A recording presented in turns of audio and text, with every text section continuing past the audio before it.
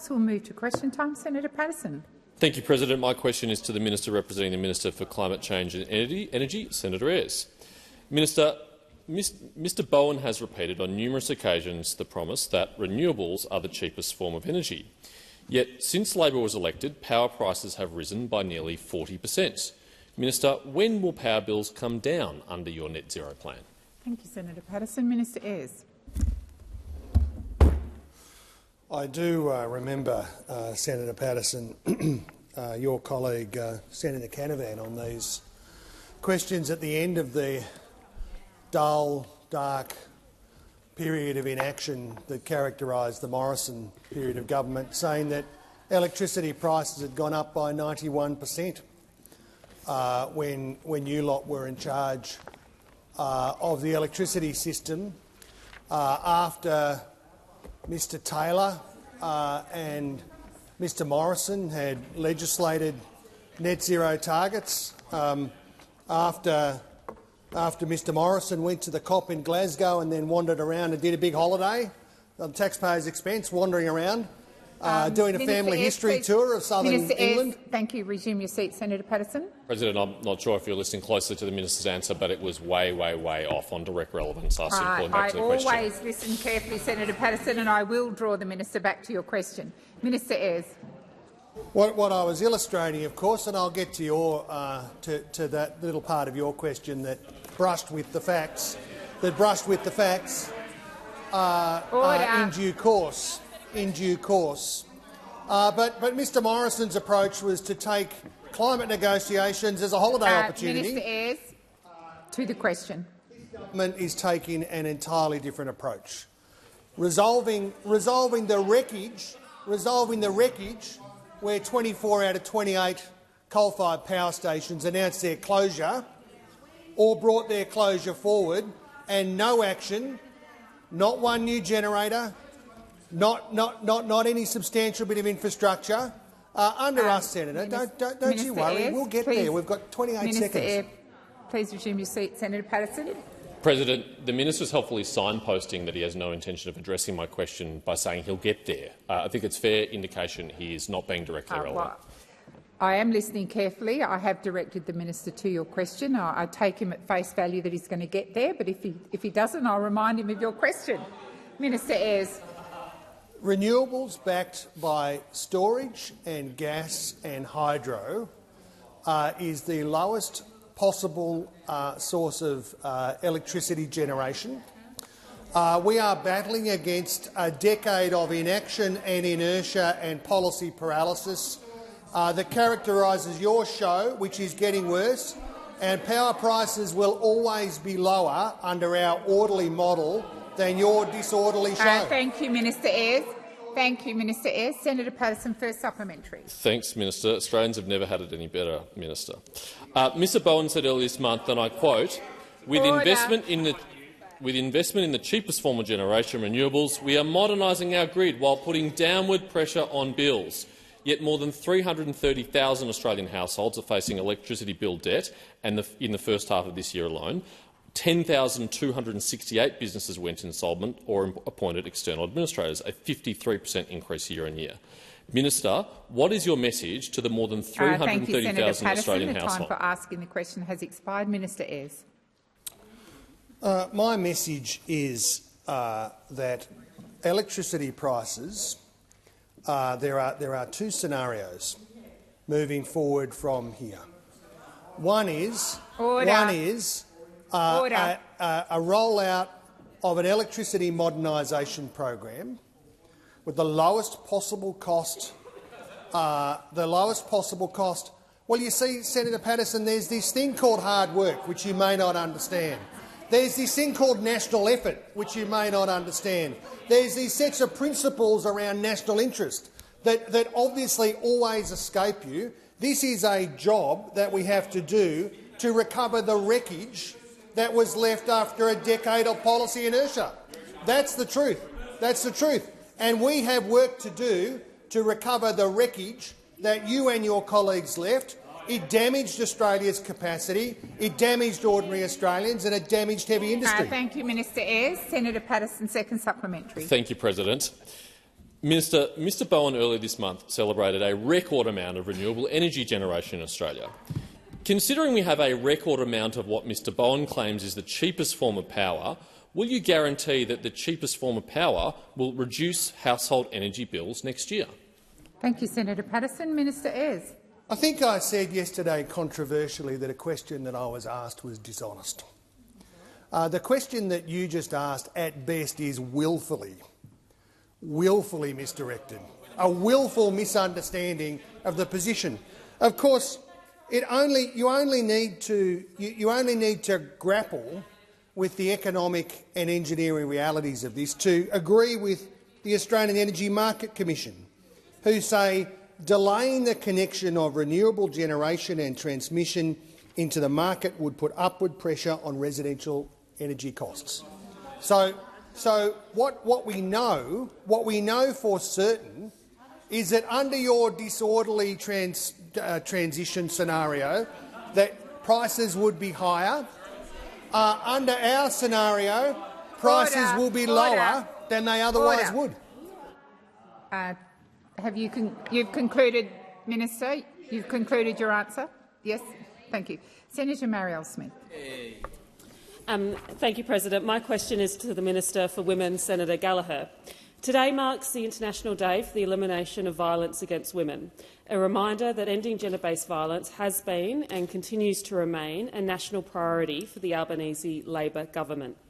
Can the minister outline how the government is driving change, including through the National Plan to End Violence Against Women and Children, and what progress has been made so far?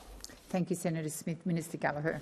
Thank you, President. I thank Senator Smith for the question and for the work that she's done in the last term and this term to support Australian women and make sure they get a better deal.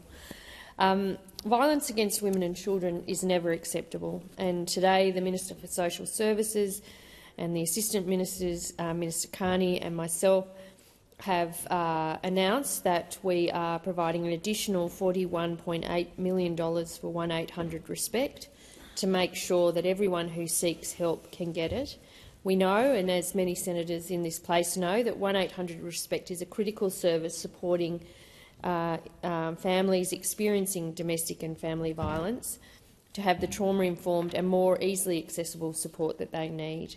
This will include on-demand video, counselling and SMS capability so victim survivors can access support by the best medium that suits their needs. In addition to this, of course, this government has proudly and importantly made significant investments into ensuring that we are doing everything we can to end violence against women and children, including making the Leaving Violence program permanent, introducing legislation to make our social security system so it can't be weaponised by perpetrators of abuse.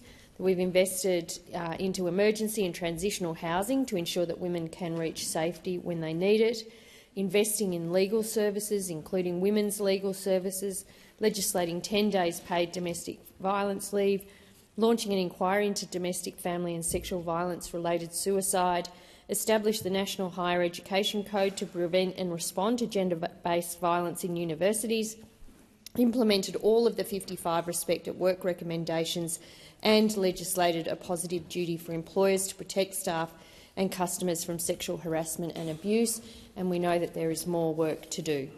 Thank you, Minister. Senator Smith, first supplementary. Thank you, Minister. This work is absolutely crucial and must continue. What steps is the government continuing to take to prevent violence and to hold perpetrators accountable as part of the National Plan? Thank you, Senator Smith. Minister Gallagher. Thank you, President. I thank Senator Smith for that supplementary and for highlighting the need to continue to look at the best ways for action to be done under the National Plan. And there is a very significant conversation around holding perpetrators to account and also ensuring that we are investing in prevention. So investing in programs to support children and young people to heal, recover and break the cycle of violence, to deliver prevention and consent campaigns that people may have seen on TV or through social media, and holding perpetrators to account through funding programs that intervene earlier with men who want to change their behaviour, with taking action to deal with high-risk perpetrators, including investing to detect, monitor and intervene with repeat offenders, and introducing legislation again to make sure that our social security system can't be weaponised by perpetrators of abuse. There is more work to do on that, and I will work with Minister Plibersek on it. Senator Smith, second supplementary. Minister, today also marks the beginning of the United Nations Unite campaign and 16 days of activism, this year focused on digital abuse. How is the government addressing technology-facilitated abuse, including harmful apps and social media practices that enable image-based violence?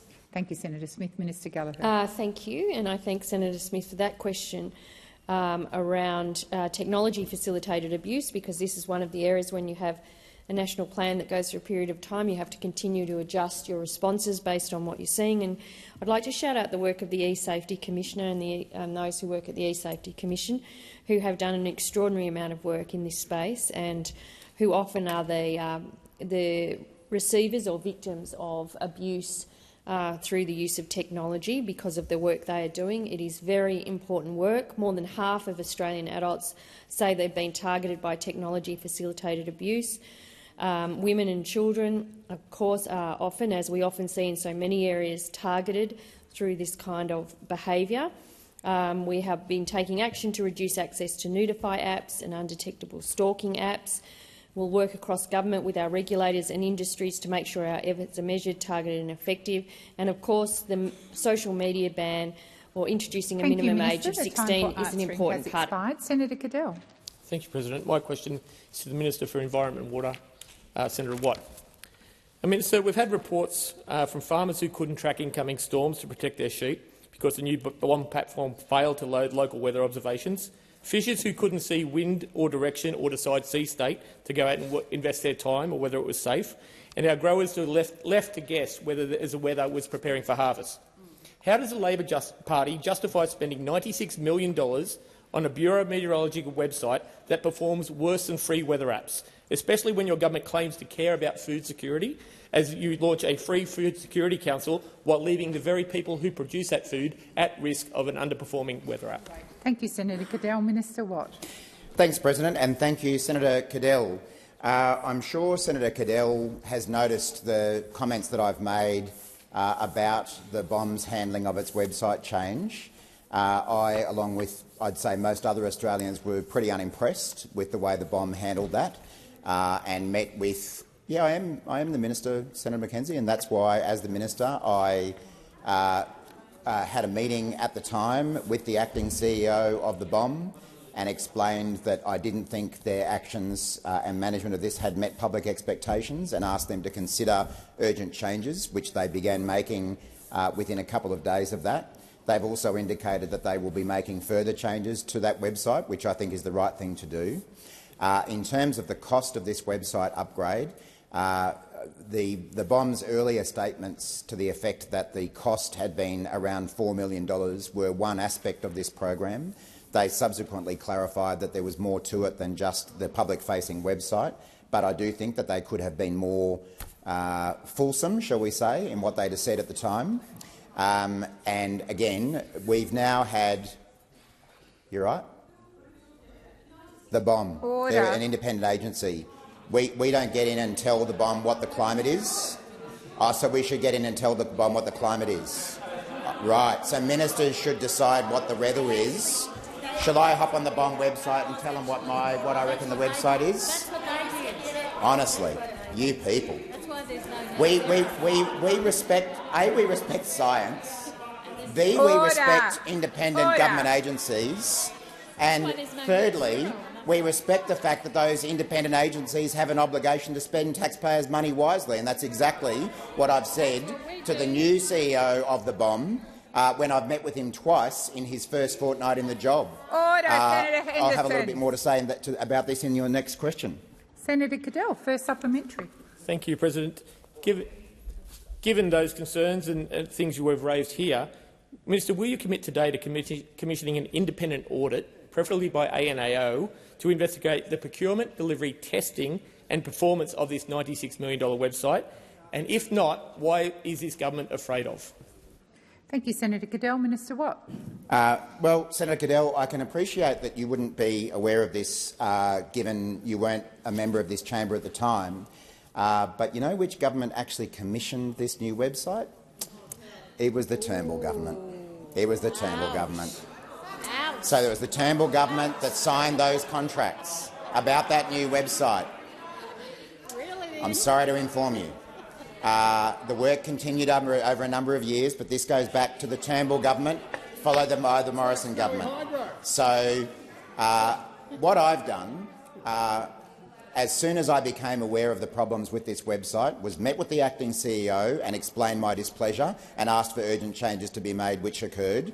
I've met twice with the new CEO of the BOM, including on his very first day in the job, to outline my concerns and the need for him to get on top of them. And I have confidence that the new CEO of the BOM is taking these matters seriously and will properly investigate them. Thank you, Minister. Senator Cadell, second supplementary. Whilst we would very much prefer an audit because this site has nothing to hide in this process, Minister, if the Bureau and the government can't even manage a rollout of a website, why should Australians trust the government's big systems reforms right across the food security network, energy and the environment? Thank you, Senator Cadell. Minister Watt.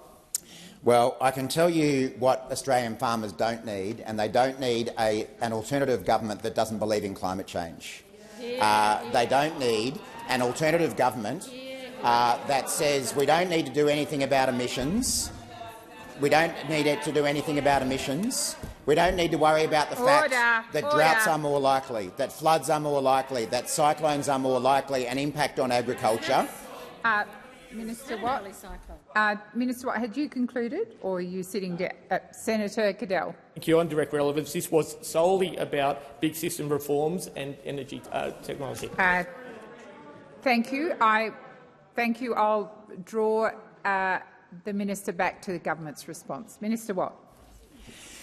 So, look, returning to the matter at hand, as I've said a number of times now, not just here today but also in the media on several occasions over the last couple of weeks, I'm not happy about how the BOM has handled this matter. We do have a new CEO in place who brings a very strong record in managing large, complex, science-based organisations. I've got confidence that he will, as I've requested, get to the bottom of what has happened here to ensure that taxpayers' money is spent wisely, whether it be by this government or by former Turnbull government ministers when they signed off on these contracts in the first place. Thank you, Minister. Senator Waters. Mr President, my question is to the Minister for Women, Senator Gallagher. 43 women have been killed by family and domestic violence this year alone. We continue to be in an epidemic of violence against women. We know that violence against women cuts across all backgrounds and disproportionately affects First Nations women and women with disabilities. Today is the day for the International Day for the Elimination of Violence Against Women and the start of the UN Women's 16 Days of Activism. We welcome the government's announcement of additional funding for 1800-RESPECT, which has experienced a 3,000% rise in calls. But as demand continues to grow, it's simply not enough, and it's frontline services that need more funding too. Women are still turned away when they seek help, and underfunding of specialist sexual assault services means that when 1800-RESPECT refers callers to them, they can't provide support. When will the government increase funding to frontline family and domestic support services, to specialist sexual violence services and to comprehensive prevention work across the community? Minister Gallagher. Thank you, President. And I thank Senator Waters for the question and also for the role she plays in women's policy space more generally, but also particularly in the area of women's safety. And I would say to Senator Waters, we are coming at this issue of how to end violence against women and children from every single available lever across government. And yes, it is about frontline services, and we have invested heavily in that space, over $4 billion in ending gender-based violence and ending gender-based violence programs, including support for frontline services. And in addition to that, $3.9 billion into legal services, including women's legal services and Aboriginal legal services, to make sure that they're on solid and sustainable footing and funding into the future. We are also coming at this from housing policy, from sharing and valuing care policy, so how we deliver that, from driving women's economic equality, so ensuring women's wages are not suppressed, that they are getting paid properly for the work they're doing, that they have skills and training opportunities on par with men, our women's health package to make sure that women aren't paying out of pocket and are actually being able to access services in the health system in ways that they haven't been able to before. And of course there's also the work that we're trying to do around ensuring women's leadership and representation and diversity across the government in all of the levers available to us, because we know that in driving gender equality we have to come at this, which is at the heart of violence against women and children. We have to come at this from every possible angle, and that is exactly what we are doing. Thank you, Minister. Senator Waters, first supplementary. Thanks, President. The Domestic, Family and Sexual Violence Commissioner has recently recommended a national funding mapping framework to track unmet need in the family and domestic violence service provision sector and to identify funding priorities. When will that framework be developed? And why has it taken so long for the government to establish a clear picture of unmet need in this sector? Thank you, Senator Waters. Minister Gallagher. Thank you. Well, I don't accept that assertion at the end, and I would say since coming to government, since 2022, we have put women's policy and driving gender equality, which, as I said, is at the heart of women's safety and ensuring women's safety, at the centre of the government. Like, it is at the centre of everything we think about. And in relation to the Domestic and Family Violence Commissioner, she is speaking with in fact, we're having the Women's Ministerial meeting on Friday, because it is essential, and I agree with Senator Waters, that we need to ensure mapping, that where we are providing investments both across the Commonwealth, states and territories, that we are doing so in a strategic and coordinated way. The Commissioner will speak, I think, with women's ministers on Friday. That work continues. And ensuring that we are getting, of the investments that are being made, that we are getting the most out of those opportunities is essential. But as I said, we can't see it in isolation of everything else we're doing across government. Thank you, Minister. Senator Waters, second supplementary. Thanks, President. We know that a key barrier to women and children leaving violent households is that they have nowhere to go and they have no financial security. When will the government raise the rate and tackle the housing crisis to ensure that women don't have to choose between violence and homelessness? Thank you, Senator Waters. Minister Gallagher. Thank you. Well, we have increased Commonwealth rent assistance since May by 45%. We've put $1 billion to crisis and transitional accommodation for women and children fleeing domestic violence, and in addition to that, invested heavily in the new National Agreement on Social Housing and Homelessness, which of course supports women and children, in addition to a lot of the other programs we've done. And in fact, last week I saw Senator McAllister opening 12 units for women leaving violence or older women, many of whom, Senator McAllister tells me, had lived in temporary accommodation for 5 years, a former old aged care facility, and have now in more appropriate accommodation based on the policies of this government. And there is more to do, Senator Waters. I always acknowledge that. Thank you, Minister. Senator Walker. Thank you, President. My question is to the Minister representing the Minister for Education, Senator Walsh. The Albanese Labor government went to the election promising to support students at our universities and TAFEs by cutting their HECS debt by 20%. How is the government progressing in its delivery of this commitment, and what other measures is the government delivering to help young Australians with cost of living relief? How will cutting student HECS debts by 20% support young Australians with the cost of living relief and help set them up for life? Thank you, Senator Walker. Minister Walsh. Thank you, President, and thank you, Senator Walker, for your question. It's wonderful to have such a strong advocate for young Australians and cutting student debt on the Albanese Labor government team. A year ago, the Prime Minister of Australia promised that a re-elected Albanese Labor government would wipe 20% off HECS debt. Australians voted for it, and we are delivering it. Last weekend, people started receiving emails and text messages saying their HECS debt had been wiped. And in just 2 days' time, 1.5 million Australians will have their HECS debt cut too. Next week, the same thing will happen for a further 1.5 million Australians. They too will get that text message. They'll get that email. That's 3 million Australians getting the HECS relief that they deserve, the HECS relief that we promised, the HECS relief that this government is delivering. $5,500 debt wiped from the average student's debt, gone, and put back into the pockets of Australians just as they're getting started in life, just when they need that relief the most. 3 million Australians are benefiting from our commitment. 3 million Australians are getting this cost of living relief. 3 million Australians getting a weight off their shoulders just before Christmas. These are the kinds of reforms that only a Labor government will ever deliver. From these cuts to student debt to our historic investments in Medicare, only Labor delivers the reforms and the relief that young Australians and all Australians deserve. Thank you, Minister. Senator Walker, first supplementary. We know the Albanese Labor government's reforms to HECS have been huge for young people, helping to take the pressure off, put more money back in the pockets of millions of Australians and to make our education system fairer. What else is the government doing to support young people in education, and has this received widespread support? Thank you, Senator Walker. Minister Walsh. Thank you, President. Well, we know that young Australians support our student debt cuts. We know that they support free TAFE as well.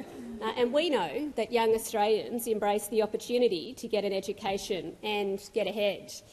But, Senator Walker, do you know who doesn't support our cuts to student debt? Do you know who doesn't support our free TAFE program? It's the Coalition over there. I think some of them might be checking their phones right now just to see whether they have got that text message, though, or that email cutting their own student debt. But they don't support our program to cut student debt. While millions of Australians benefit, they still oppose our student debt cuts. They still oppose free TAFE, with the Leader of the Opposition saying if you don't pay for it, you don't value it. I'll tell you what we value on this side of the chamber. We value the opportunity for an education, and we value the opportunity to do exactly what we said we were going to do. Has expired. Senator Walker, second supplementary.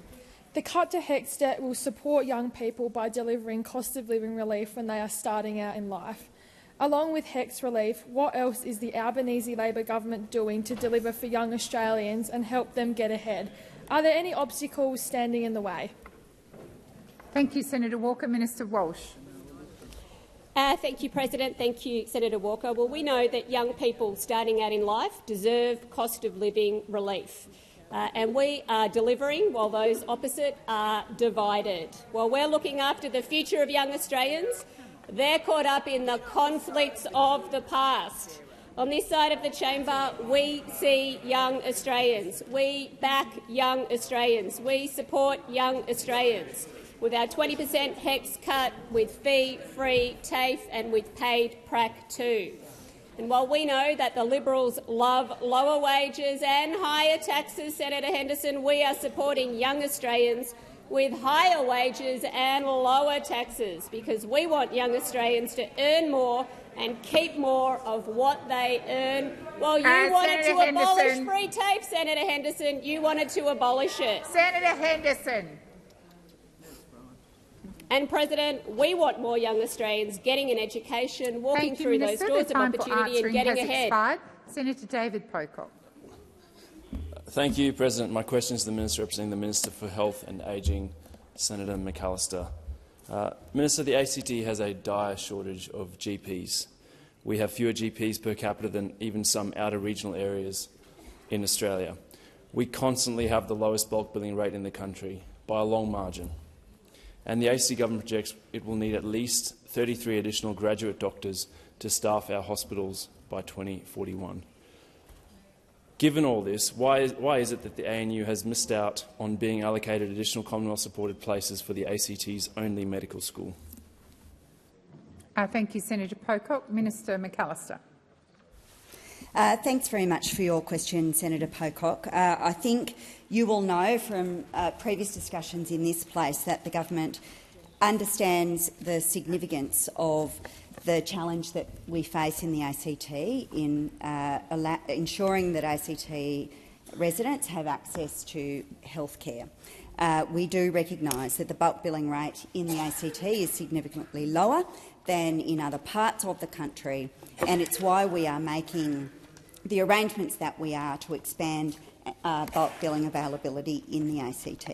So you will know, I think, that an expression of interest is open to establish 3 new bulk bill GP clinics for Canberra to deliver more doctors and more bulk billing practices to Canberra. We are, of course, very focused on workforce, and the government has made significant investments to generate not just more GPs but more nurses, more personnel able to support the health needs of Australians. We continue to work across the country to ensure that we have the personnel who are available to support Australians when they need it. Thank you, Minister. Senator Pocock, first supplementary.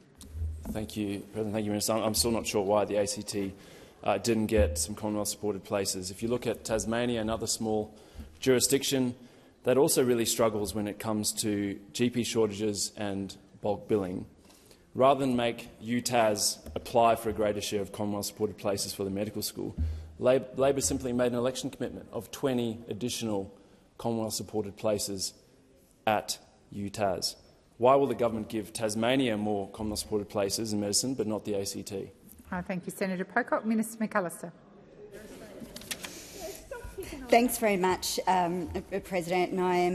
And I do have some Tasmanian colleagues suggesting that we should perhaps not see it as a competition between places. But, of course, we acknowledge that it is important to raise availability and access to healthcare right across the country.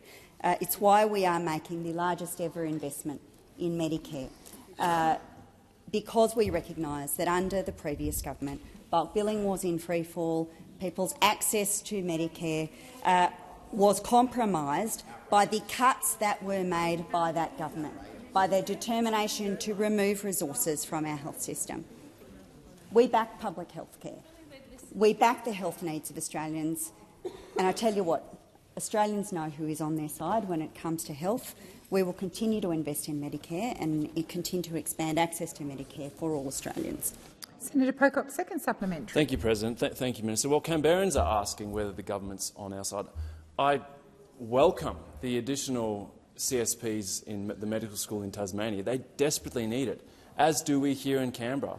And yet when you allocate 100 additional ones on top of your 20 to Tasmania as an election commitment, the place with the lowest GP to population ratio, the place with the lowest bulk billing rate, misses out. Please can you explain to Canberrans why we've missed out?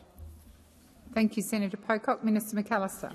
Thanks very much, President. Well, I can inform the Senator that this was a highly competitive and robust process, and it is the case, Senator, that not all applications could receive Commonwealth-supported places and funding. The selection was based on recommendations from a selection advisory committee. This had representatives from the Department of Health, Disability and Ageing, the Department of Education, the Australian College of Rural and Remote Medicine and the Royal Australian College of General Practitioners. A further 50 commencing medical CSPs will be allocated through a second grant round, which will open in 2026. And I would say to the Senator more generally that we are determined to repair the damage that was done in the period when those opposite governed. We saw a significant deterioration in the overall capacity of the health system, and we are determined to repair it.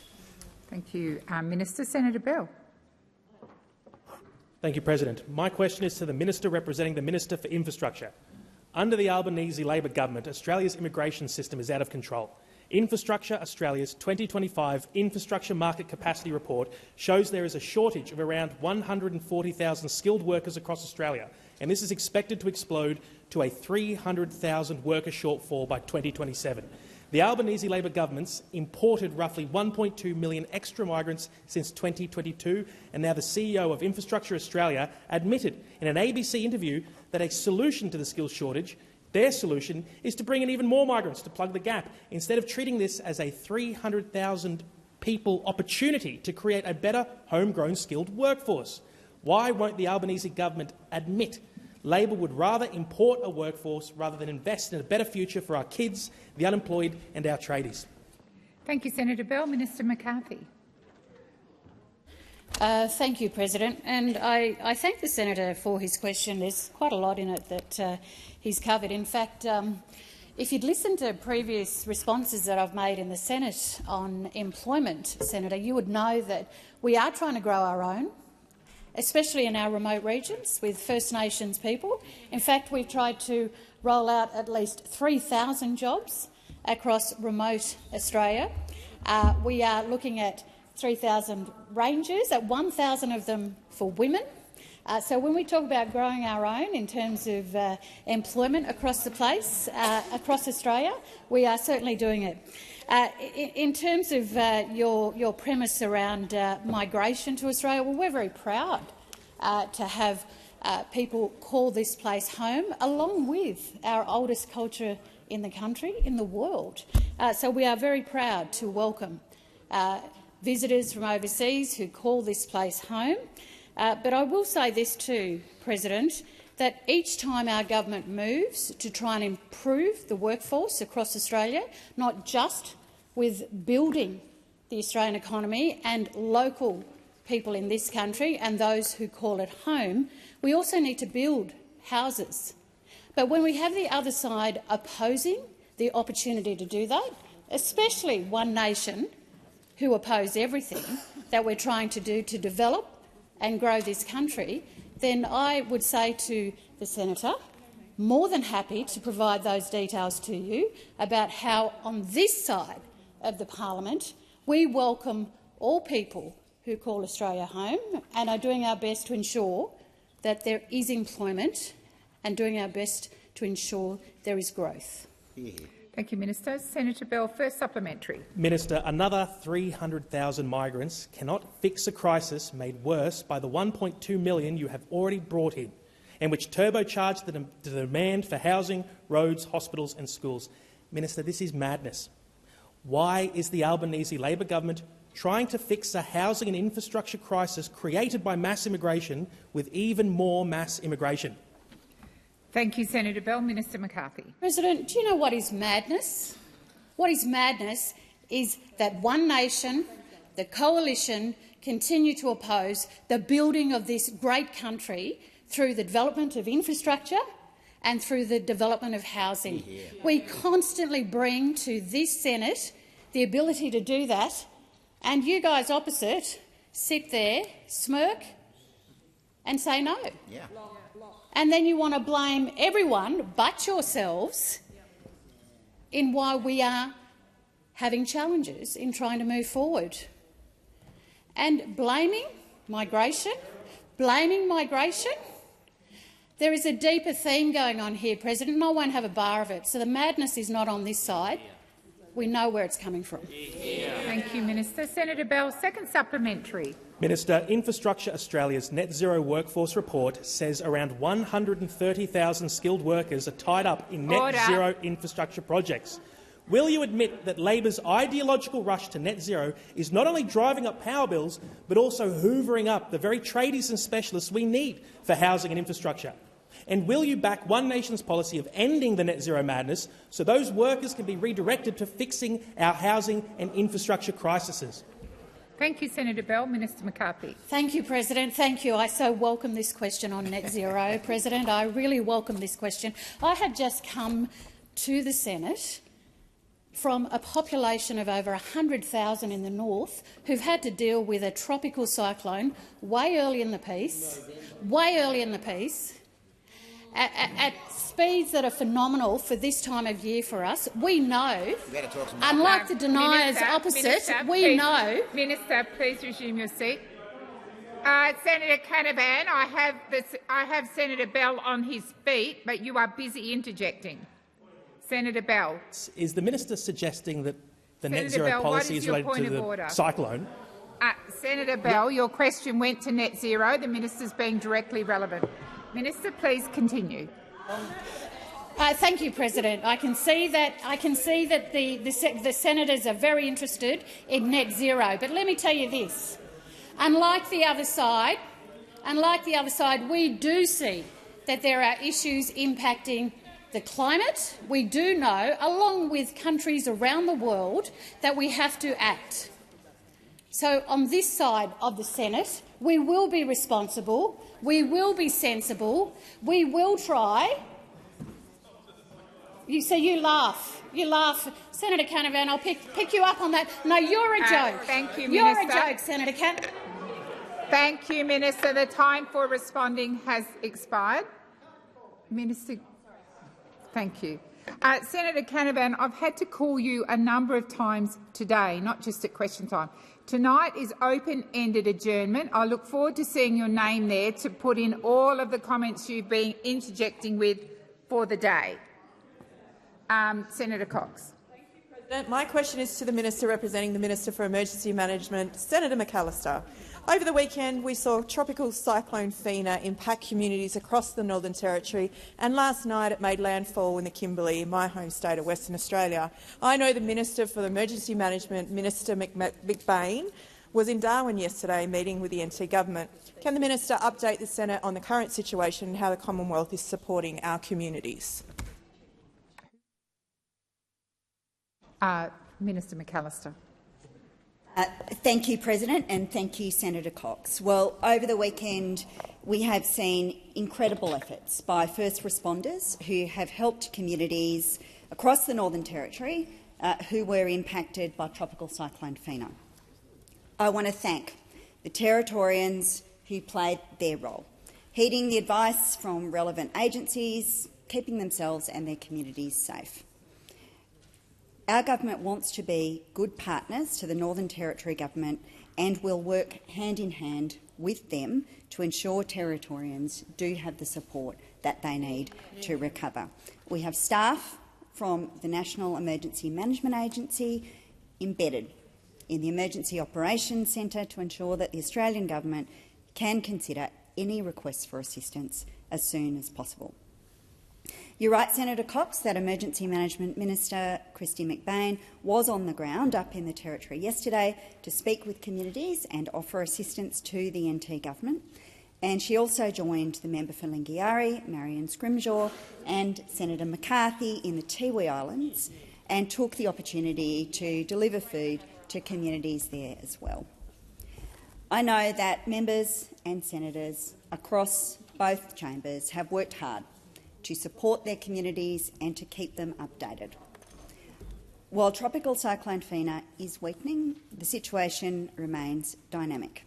And Senator Cox, as your question indicated, Tropical Cyclone Fina crossed the Kimberley coast, and it does remain important for communities, particularly in Western Australia, to heed emergency advice as this tropical cyclone finishes its track. Our government will continue to monitor the situation and, of course, we stand ready to consider any requests for assistance that may be made by the Western Australian Government. Thank you, Minister. Senator Cox, first supplementary. Thank you, President. I know the Albanese Labor Government is working closely with the NT Government and yesterday activated the disaster relief funding to support communities as they begin to recover from Tropical Cyclone Fina. What support is available to those affected communities? Minister McAllister. Thank you, President. Well, many Territorians will have had a difficult few days, and they are now facing the very big task of cleaning up their homes and cleaning up their communities. Our first priority is helping people get the assistance that they need to recover and to rebuild. It's why we've worked closely with the Northern Territory Government to activate financial assistance for impacted communities. Territorians who have had to relocate to evacuation centres or leave their communities due to the impacts of Tropical Cyclone Fina are eligible for immediate relief payments to help them get back on their feet. We've also activated joint funding to help councils and the Territory Government rebuild damaged roads and public infrastructure to a more resilient standard.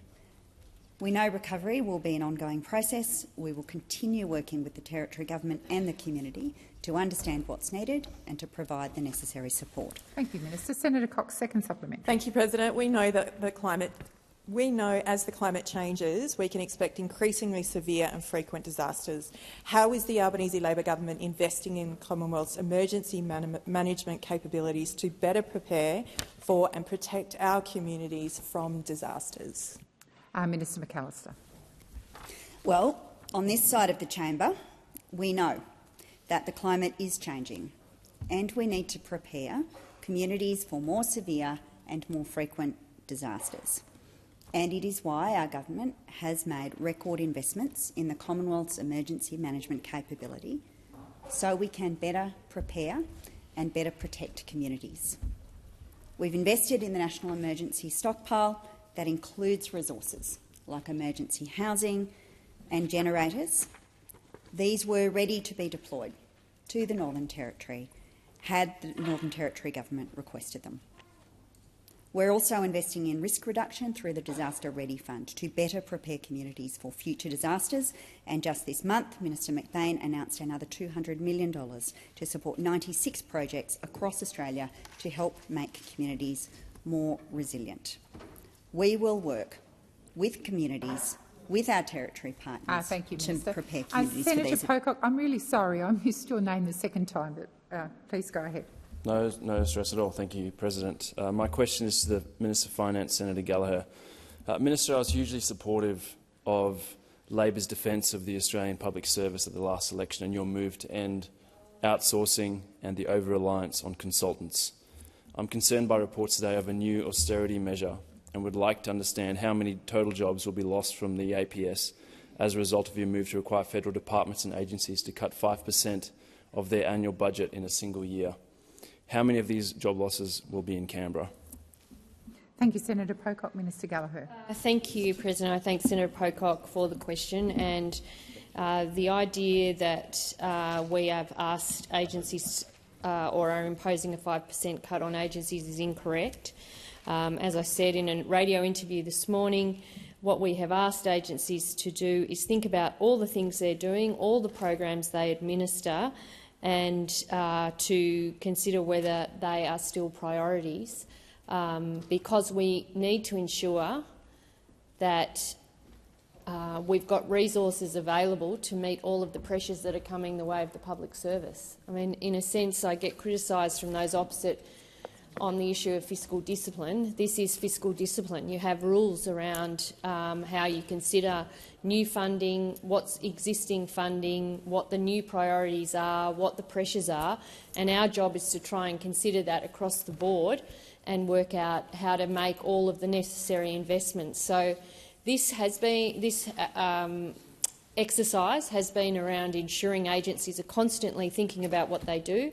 Since we came to government, we've found about $100 billion worth of savings and reprioritisations across government, and by finding that, we've been able to invest in the areas that are priorities for this government and meet some of those pressures, and this is a continuation of that approach.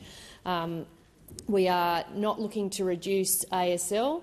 As part of that, we have been very clear that we thought the public service was in terrible shape when we came to government. It had been hollowed out, it had been contracted out. We have turned that around in the first term by employing permanent public service jobs and reducing the use of consultants and contractors, and we will continue with that approach, but we will also bring fiscal discipline to the budget process. Thank you, Minister. Senator Pocock, first supplementary. President, thank you, Minister. Noting your advice that you will not reduce ASL, can I ask how this austerity measure will make it harder for the National Gallery to, say, plug its leaky roof, or for the CSIRO to handle the job cuts, which we now know are more than were lost under the Abbott government? Thank you, Senator Pocock. Minister Gallagher. Well, as Senator Pocock would know, that we've taken decisions about exempting the national institutions from efficiency dividends, at the additional efficiency dividend that was imposed. We have been very sensitive to the collecting institutions and their relatively modest budgets, and we've also invested a huge amount of investment into the national institutions, including the National Gallery. Now, I've been working with the National Gallery for over a year on dealing with their issues of their roof, as have other ministers in this place. I think you've seen from our record, which is actually ensuring that we are protecting the budgets of the national institutions here, investing in them to make sure they continue to do what they do, and in relation to the National Gallery, working with the gallery about the best way and timing to make the investments needed to ensure that that building is safe and safe for the art that it holds, and will continue to do so. Thank you, Minister. Senator Pocock, second supplementary. Thank you, President. Thank you very much, Minister, for that. Minister, please can you table the letter, a copy of the correspondence from the Department of Finance to department and agency heads, so we can have transparency over the exact nature of the government's ask and who this reduction or 5% applies to? Thank you, Senator Pocock. Minister Gallagher. I'm sure this is something we can continue in estimates next week. I'm not certain. I'm happy to go back and have a look at the correspondence. It's not the Departments of Finance's decision. It's a decision of the government. We took that as part of our budget process. We just think it's good practice. It's not an austerity measure. You can go out and say that in the media as much as you like. This is about fiscal discipline and making sure that when we make investments in the public service, that they are using those investments for the highest possible need, the priorities and the pressures that we are trying to manage now. It isn't a case that we can continue investing layer upon layer upon layer. That is not the world that I operate in. I have to manage this not just in Canberra but across the board. And this is simply saying to agencies, look, if you're coming to us for extra money, we want to be convinced that you've been thinking about how you use your current money. Thank you, Minister. Senator Henderson. Thank you very much, President. My question is to the Minister for Trade, Senator Farrell. I refer to the government's decision to sign the Belém Declaration on the transition away from fossil fuels, which is an agreement to end Australia's second, being coal, and third, being gas, largest exports. Did the Minister for Energy and Climate consult you before signing this agreement? If so, when did you first learn of the details of the Belém Declaration? Thank you, Senator Henderson. Minister Farrell. Thank you, President, and thank Senator Henderson. And I'd like to thank you personally for coming to the Sydney Institute last week to listen to my speech on trade. It was great to see you, and you might want to tell your colleagues the offer I made very publicly at that meeting. Senator Henderson, in our government, we're an action government. This government, and you've seen that. You've seen that in everything we've done. Certainly in my space, the trade space, the tourism space, the SMOS. But Senator Henderson. But there is something unique about our Prime Minister, in that, something unique about him, in that he has trust in his ministers, and so if he appoints you to be a minister, then he gives you the responsibility of looking after that. Order, order, order, order. Senator Henderson. A point of order, Madam President, on direct relevance. I was seeking information whether the Minister for Energy and Climate consulted Minister Farrell before signing this agreement, and when you first learned about this. I will draw the Minister to your question, Senator Henderson. Minister Farrell. Thank you, President. As I was saying, this Prime Minister gives his ministers the responsibility, and in the case of the issues that were raised at the COP, they were issues in the purview of Minister Bowen, and so I don't tell him how to run his portfolio. He certainly doesn't tell me how to run mine. I have noticed the criticism of Minister Bowen by the opposition. We have completely rejected that criticism of Minister Bowen. He's doing a fantastic job in this space. Just to give you one example of that is the battery scheme. Minister, you've concluded. First supplementary, Senator Henderson. Thanks, Madam President. It is common practice for the Department of Foreign Affairs and Trade to commission economic modelling before signing agreements which affect Australian trade. Has the government conducted economic modelling on the impact of signing an agreement which ends Australia's second and third largest exports? Thank you, Senator Henderson. Minister Farrell. Well, I reject your thank you, President, and thank Senator Henderson for her first supplementary question. Look, I reject your categorisation of what that decision means. Until very recently, Senator Henderson, you were part of an opposition and then previous to that a government that firstly signed the Paris Agreement and secondly... Minister? Sorry, Senator Henderson. President, a point of order on direct relevance. I asked about whether the government has conducted economic modelling on the impact of signing this agreement. The Minister is being relevant to your question. Thank you, Senator Henderson. Minister Farrell. You were part of a government and an opposition that supported the move to net zero. Now, by 2050, we're not going to get to net zero without the continued use, for instance, of gas. We simply can't switch off gas and turn on renewables. That's just not the way the world works. And this government and the Prime Minister himself has... Thank you, Minister. The time for answering has expired. Senator Henderson, second supplementary. Given the government wishes to end Australia's second and third largest exports, which made $150 billion a year for Australia last financial year, what does the government propose we replace them with? Thank you, Senator Henderson. Minister Farrell. Well, again, thank you, President. Thank Senator Henderson for her second supplementary question. I don't think you listened to my previous answer, Senator Henderson, because this government sees an absolute imperative for the continued use of gas, not only in this country, but to export, for instance, to our friends in Japan. The first 7 hours of energy every single day in Tokyo come from gas supplied by Australia.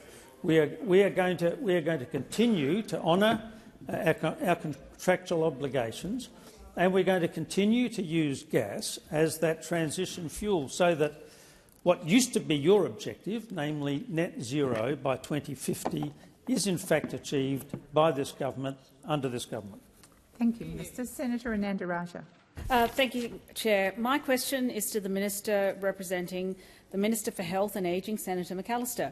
This year, delivering cost of living relief and affordable healthcare has been a key priority of the Albanese Labor government. How has the government strengthened Medicare and delivered on its commitments to deliver better access to healthcare for all Australians? Thank you, Senator Ananda Raja. Minister McAllister. Thank you, President, and thank you, Senator Ananda Raja, and I commend you for your ongoing interest in the healthcare of Australians. Well, this year the Australian people voted for a government that would stand up for them and would stand up for Medicare. And that's what they got. They got it with the Albanese Labor government, and we are making the largest ever investment in the history of Medicare, an $8.5 billion investment. And that started to kick in just a few weeks ago. Now, this will create a new incentive payment for practices that bulk bill every patient and expand bulk billing across Australia. It will triple the number of bulk billing practices and mean that 9 out of 10 GP visits will be bulk billed by 2030. That is what our year of delivering for Australians looks like. We think that approximately 75% of general practices would be financially better off if they moved to fully bulk billing, and we know that more than 1,000 practices have already indicated that they will stop charging a gap fee and move to being a fully bulk billed service, because the only card that you should need when you go to the doctor should be your Medicare card, and that is what our expansion of bulk billing is delivering. It's what it is delivering, and it is a rebuild of bulk billing after a decade of coalition neglect. It is a stark contrast to the record of those opposite. Bulk billing rates were in free fall under the Coalition's 6-year freeze of the Medicare rebate, which ripped billions out of Medicare.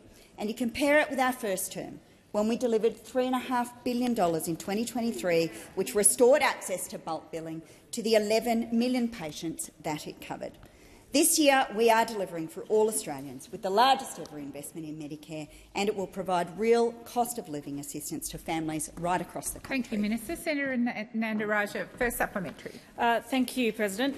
In its first term, the Albanese Labor government delivered 87 Medicare urgent care clinics, so Australians could get the urgent treatment they need.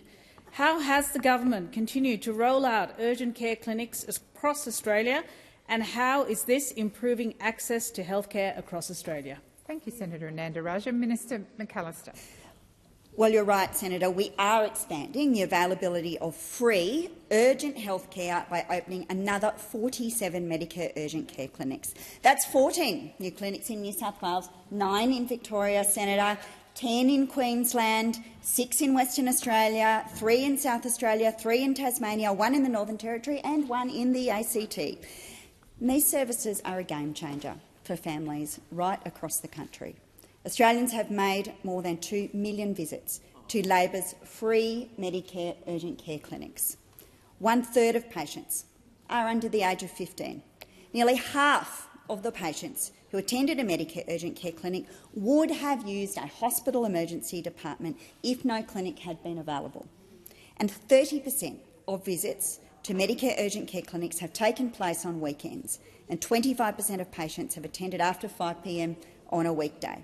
These clinics are filling a gap.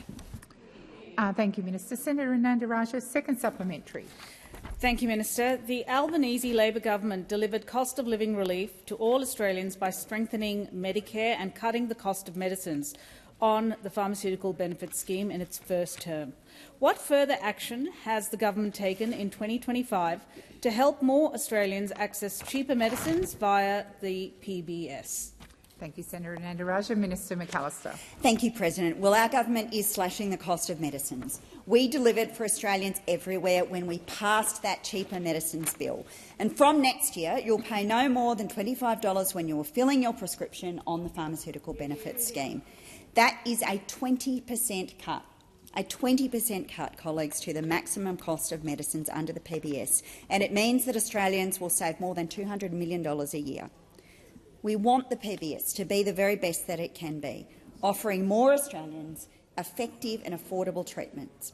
On October the 1st, Australians affected by breast cancer, rare kidney disease and a range of other conditions received access to even cheaper medicines on the PBS. And for the first time in 30 years, unbelievably, we listed new contraceptive pills on the PBS. And these listings are life-changing, because instead of paying thousands of dollars, Australians will have cheaper access to the medicines that they need. Thank you, Minister. Senator Wong. And with that, I ask that further questions be placed on notice. Thank you. And I call the clerk. Order for the attendance of the Minister representing